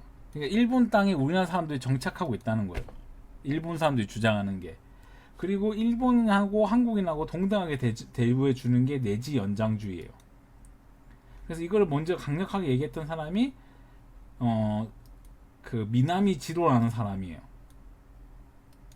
이 사람이 제가 알기로는 이게 7대 총독일 거예요. 7대 총독이었고 이 사람이 전범일 거예요. 전범. 그리고 근데 이게 참 일본이라는 나라가 웃긴 게 타이완, 대만은 이렇게 강압적으로 안 했는데 조선은 엄청 강압적으로 했어요. 그래서 내가 왜 그렇게 했을까라고 그냥 가만히 생각을 해보니까 대만은 그 중국 대륙과 떨어져 있었기 때문에 중국 문화가 그렇게 많이 오진 않았을 것이고 조선은 문화가 강성했기 때문에 아마 일본 사람들이 조선인과 일본인을 따로 이렇게 하지 않았을까라고 저는 생각을 하고요. 그 다음에 뭐 나머지는 뭐 그냥 여러분이 읽어보시면 될 것 같아요. 이거 뭐냐면 조선인은 일본인과 법을 똑같이 적용하지 않았다라는 거예요. 그래서 제가 이 부분을 좀 설명을 해야 되는데 첫 번째 37페이지의 첫 번째 단락에 보면 요거를 좀 얘기하고 싶은데 조선인에게 국적법을 적용하면 해외에서 외국으로 국적을 취득한 뒤 독립운동을 벌이는 조선인에 대해서는 형사 관할권을 행사할 수 없다는 문제에 직면할 수밖에 없었다. 이런 상황을 피하기 위해 일본은 국적법을 조선인에게 적용하지 않으면서 사실상 일본인으로 간주하는 정책을 폈다. 그러니까 이 말은 무엇이냐면은 일본 조선인들이 타국에 가서 독립운동을 못하도록 막기 위해서 법을 제정했다라고 보면 될 것 같고 또 하나는 무엇이냐면은 이 조선인들에 대한 법령을 일본도 법령의 순서가 있는데 재령으로 했다는 거예요. 재령. 이 재령이라는 건 뭐냐면 조선 총독이 정한 법률이라는 거예요. 이 재령은 그 일본 제국의회에서 만든 법보다 아래 법이에요. 그러다 보니까 조선인들은 법의 적용을 똑같이 받을 수가 없는 거죠. 일본인들한테. 그래서 제가 적어놨는데 이러한 이유 때문에 조선 사람들 중 일부는 일제의 재헌국회에 들어가야 한다고 주장하는 사람들도 있었다. 그러니까 이 말이 뭔 말이냐면 일제 강점기 때 가질 수 있는 직업. 자, 이거 한번 적어볼게요. 일제 강점기 때 가질 수 있는 교사. 교사는 1910년대부터 교사를 할 수가 있어요. 그럼 경찰은 1920년대부터 경찰을 할 수 있어요. 군인은 1930년대 후반에도 정치인을 할 수가 군인을 할 수 있어요. 근데 일제 강점기 때 조선인이 유일하게 못 가진 직업이 있어요. 그게 바로 정치인이에요. 정치인은 일제 강점기 때 단 한 명도 배출한 적이 없어요. 그래서 흔히 이완용을 많이 물어보는 학생들이 있는데 이완용은 정치인이 아니었어요. 고문관이었어요. 고문관. 고문관이라는 건 우리 독립군을 고문하고 이런 고문이 아니고, 자 볼게요. 자, 이를 타협적 민족주의라고 칭한다. 타협적 민족주의라는 건 뭐냐면 일본이라는 나라 속에 한국을 넣고, 그러니까 잘 들어보세요. 타협적 민족주의라는 건 뭐냐면 일본이라는 국가 안에 조선인들의 자치구를 만들자 이 말이에요. 그러니까 간단히 얘기하면 우리가 식민지라는 걸 인정하고 한반도 통치는, 잘 들으세요. 한반도 통치는 누가 한다? 한국인이 한다 이 말이에요. 조선인이 한다고. 그 대신 누구의 통치를 받는다? 일본인의 통치를 받는다 이 말이에요. 그래서 이를 주장한 사람이 이광수, 최남선, 최린 이런 사람들.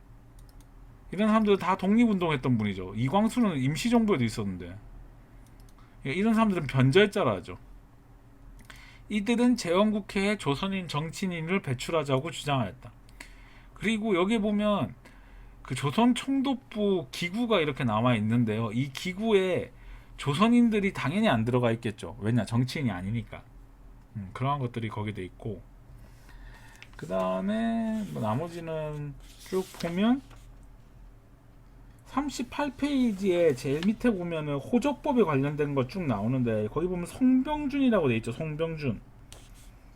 이 사람은 이제 거의 친일파인데, 이 사람은 1925년인데도 일본인이 되고 싶어가지고 자기가 먼저 총독부에다가 창씨개명 하겠다고 신청했다가 이 사람이 안 됐어요. 이 사람이 나라 팔아먹은 거의 1등 이 사람도 1등 공신이고, 그 다음에 당연히 정치인이 안 되니까 정치에 참여할 수가 없겠죠. 그 다음에 병력에 대한 의무, 선거법도 이제 선거도 제대로 못하게 하고, 병력에 대해서도, 자 이거 볼게요. 40페이지 봅시다. 병력의 의무에서도 조선인과 일본인의 사이에는 차이가 있었다. 조선인에게는 군인의 기회가 제공된 시기는 1938년 중일전쟁이다. 지원병 제도, 지원병 제도는 나 군대 가고 싶어요. 그러다가 강제로 끌려가요. 이게 징병제, 이게 41년. 그 다음에 학도 지원병, 학도 지원병은 이제 학교를 다녀도 강제로 끌려가는 거. 그래서 지원병, 징병 제도는 조선인에게 군인이 될 수 있는 기회였다. 제가 정확하게 누군지는 기억이 안 나는데, 그 태평양 전쟁을 일으킨 전범들 있잖아요. 그 전범에 우리나라 사람들도 있어요. 한 명인가? 그분은 일제강점기 때 일본 장군이었는데, 그분도 전범에 들어갔었어요. 대표적인 인물이 박정희다. 박정희 대통령 같은 경우는 이때 당시에 이제 공립보통학교에서 이제 학교 생활을 하다가 사직하고 만주 군관학교에 들어갔다가 여기서 우등생으로 선발되어서 육군 사관학교 입학을 하고 졸업을 하게 돼요. 이때 당시 동기들보다 7살이 많았어요. 그런데도 이제 우수한 성적으로 졸업을 했고, 그는 만주의 관동군, 여기가 이제 만주 관동군이라는 게 뭐냐면, 이 관동군이 만주에 있는 건데 이 일본이 제일 자랑하는 육군이에요. 그러니까 일본 육군 중에 제일 센데요. 그래서 얘네들이 이 관동군들이 가서 뭐 했냐면, 여기에서 뭐 했냐면은 그 중국 공산당 팔로군 잡는 부대예요. 이 중국 공산당 팔로군 잡는 부대인데, 이 팔로군에 이제 우리나라 독립군도 여기에 들어가 있는 거예요. 공산당 팔로군 안에. 그래서 박정희를 친일파로 보는 이유가 여기에도 있어요. 팔로군에서 그 만주 관동군에서 근무했기 때문에 박정희는 친일파다 이렇게 얘기하는 사람도 있고, 근데 저는 이거 갖고 친일파라 얘기하기는 좀 어려울 것 같아요. 왜냐면 박정희 대통령이 한 번도 뭐 군대를 끌고 나가서 싸운 적이 없기 때문에 이거 갖고는 좀 친일파라 얘기하기는 어렵다. 근데 박정희가 친일파라고 보는 기준은 제가 뭐 정치적인 얘기라서 다음에 하도록 하겠습니다. 그 다음에 조선인에게 군인의 기회가 제공된 시기는 38년이다. 그러니까 박정희 같은 인물들도 처음에 군대 갈 생각이 없다가 이렇게 기회가 제공되니까 가는 사람들도 있는 거죠. 그 얘기를 하고 싶었고, 그 다음에 40페이지 제일 밑에 보면은 친일파조차도 차별을 당했다. 뭐 그런 내용들이 적혀 있고, 그래서 뭐 학생들이 잘못 알고 계신 것 중에 하나가 그게 있는데, 친일파라고 해서 정치인이 되는 것은 아닙니다. 이 사람들은 고문관을 하게 되는데, 이 고문관 한 곳이 어디냐면 중추원이라는 부서인데, 그 혹시 이 진사님들 혹시 중추원에 근무했다고 얘기가 나오면 이 사람들 다 친일파예요. 친일파. 이 사람들은 뭐 하는 곳이냐면 총독부가 조선인을 어떻게 통치하면 좋을까요? 하고 물어보는 기구예요. 그러니까 이거는 정치력이 없는 거죠. 이렇게 보시면 될 것 같고, 자, 그 다음에 여성에 대한 차별도 있었다. 그래서 여성에 대한 차별은 조선시대부터 시작을 했지만 그게 점점 확대돼 가지고 일제강점기 때는 더욱더 심해졌다라고 얘기하는 게 43페이지까지의 주 내용입니다. 그래서 이걸 좀 정리해 보면 이렇습니다. 이 책을 정리해 보면 첫 번째, 이 책의 첫 번째 부분은 근대란 무엇이냐, 그 다음에 근대, 이 식민지 근대, 그 다음에 식민지 근대화론, 그 다음에 식민지 근대화론을 반박하는 내용들을 대해서 이렇게 설명을 하고 있어요. 그러면서 이제 식민지 공공성이라는 것을 설명을 했고, 저는 개인적으로 식민지 공공성이라는 단어를 좀 처음 들어본 것 같아요. 개인적으로. 그러니까 제가 공부를 하면서 식민지 공공성이라는 단어보다는 중립적인 성향을 가진 사람들이 많았다, 이런 내용만 봤지, 이렇게 식민지 공공성이라고 용어를 사용하는 거는 저는 개인적으로 처음 봤다. 그 다음에 또 추가로 우리가 가해, 그 뭐라고 아까도 얘기했다시피, 생각이 안 나요. 가해와 피해라는 사실을 인식하는 것은 반드시 필요하다. 그 내용을 1장에서 하고 있고요. 그래서 이거를 확대하는 개념으로 이제 그 근대에 대한 반박 중에 하나가 이제 차별을 얘기하고 있잖아요. 그래서 차별에 대한 다양한 예를 설명을 하고 있습니다. 그래서 진사님들이 또 여기서 아셔야 될 거는 조선인 정치인은 나온 적이 없다. 뭐 이런 것들도 좀 아시면 될 것 같고, 그래서 일본이 얘기한 근대는 허울뿐이다. 뭐 이러한 것들을 여기에서 얘기를 하고 있습니다. 어렵죠. 이 근대라는 파트가 좀 어렵긴 했어요. 아무래도 그 뭐 역사 공부를 안 하고 비전공자이신 분들에게는 이 근대라는 단어가 그냥 말만 근대라고 들었지, 실제로는 근대라는 의미가 뭘까, 이러한 것에 대해서 좀 생각을 해볼 기회가 많지가 않잖아요. 그래서 이러한 것들이 어려웠다. 그래서 2장에서는 이제 농촌 생활에 대해서 좀 알아보는 시간을 갖도록 하겠습니다. 그래서 우리가 68페이지까지 하면 되나요? 68페이지.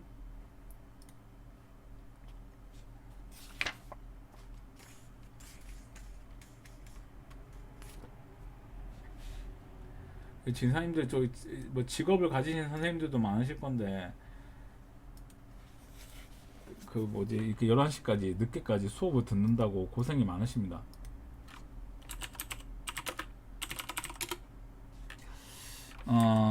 잠시만요.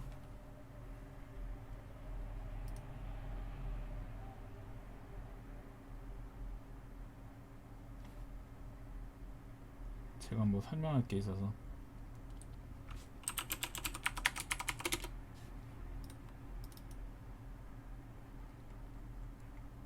좀 제가 그 설명을 좀 그 뭐지, 프린터물을 좀 빨리 좀 올릴게요. 제가 이번엔 필요 없겠지 이랬는데 읽어보니까 있어야겠다 싶어서 부랴부랴 제가 좀 했습니다. 그래서 앞으로 어떻게 할 거냐면 그 이렇게 정리를 해서 올리고, 그 다른 글씨체는 제 생각을 적도록 하겠습니다. 그래서 옆에다가 여러분이 공부를 더 잘하시려면은 옆에다가 자신의 생각을 좀 적어보도록 하세요.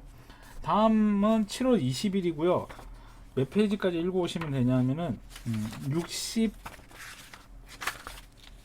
68페이지까지 이렇게 읽어오시면 되겠습니다.